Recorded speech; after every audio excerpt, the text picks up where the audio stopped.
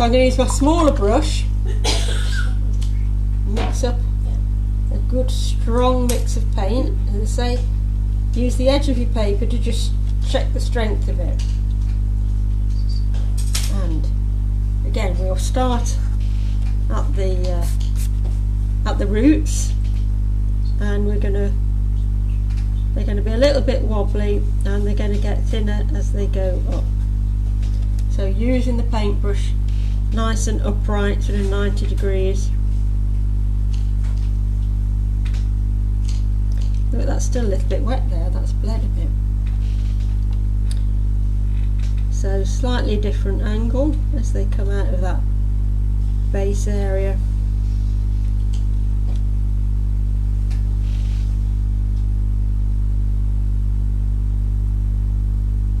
Make them a bit twisty, and then we'll add some more branches.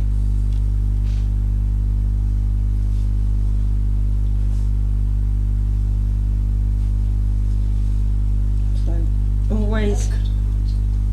always the way that the grass, the tree, the branches grow, because as you lift your paintbrush off, it will get thinner.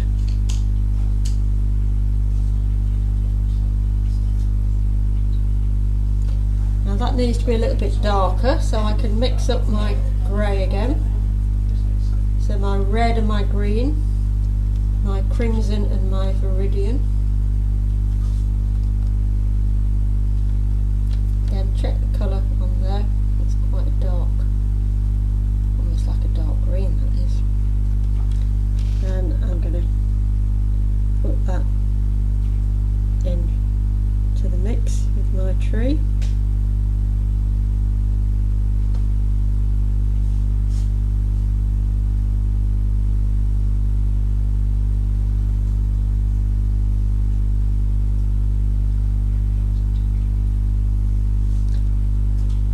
Concentrate, yeah, nobody's talking while they're doing it. Makes them stand out a bit nicer when it's darker.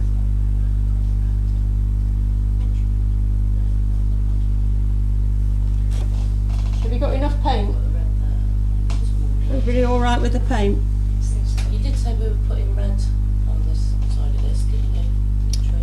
So I've gone in with my dark brown, so my burnt umber or Van Dyke brown, and then we mixed up our green and our red to make our grey. Right. Yeah? Very useful mix of colour that is.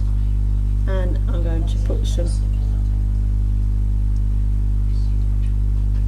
bits of little branches and so on, little bits around the tree.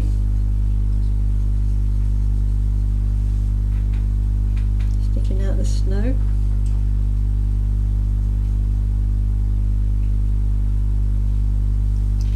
Use my other two browns, so my dark brown, my umber.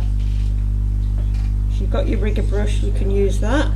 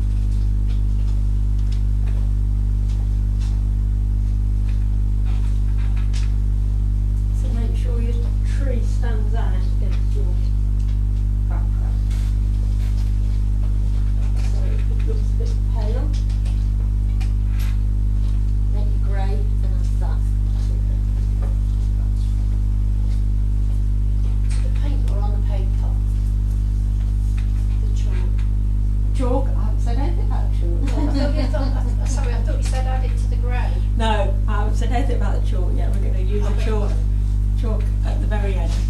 I'm just getting prepared. Now make sure your tree stands out nice and dark against your background.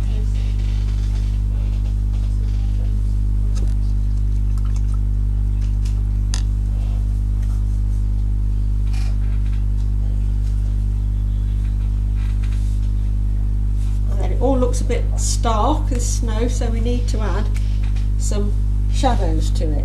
So purple shadows. So you've got red on your palette.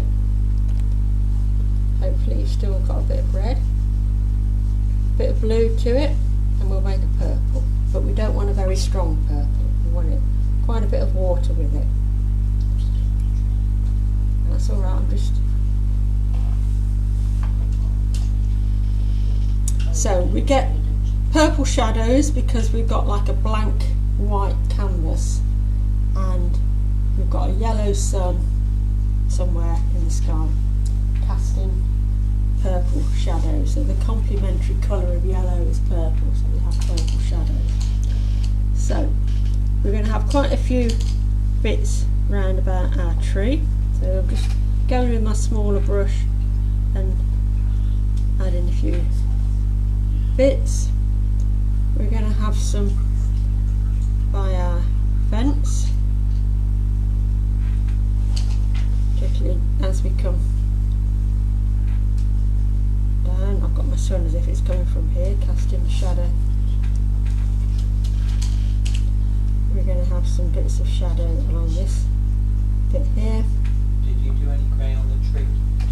So if it's not standing out very strong, just going with a nice dark mix of your grey, just to go over it, just to make it stand out a little bit more.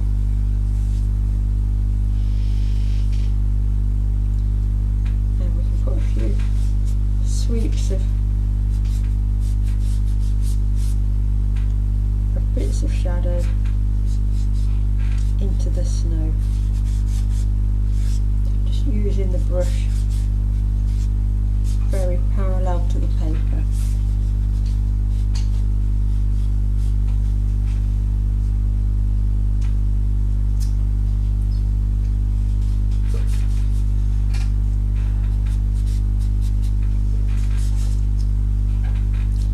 We can use the texture of this watercolour paper and just drag across the top.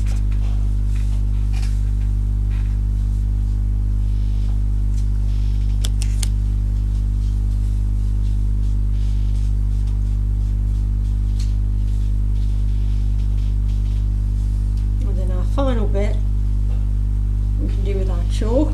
You could use white gouache, which is an opaque white paint, or a bit of acrylic, but we'll just add some little bits of snow with a bit of chalk.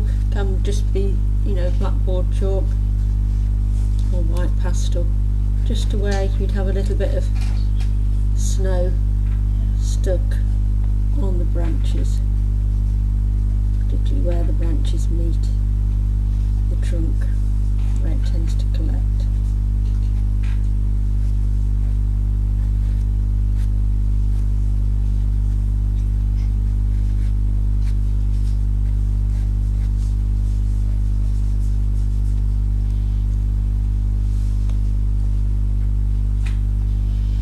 You might want to put a little bit on top of some of your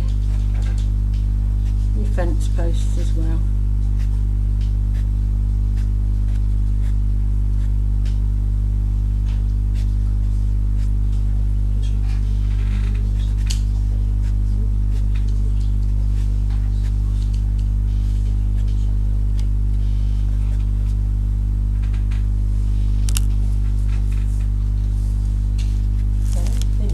Fiddle with it when you think you're finished, so we don't want too much going on in there. It's a nice little wintry scene, and we can put a mount around it, and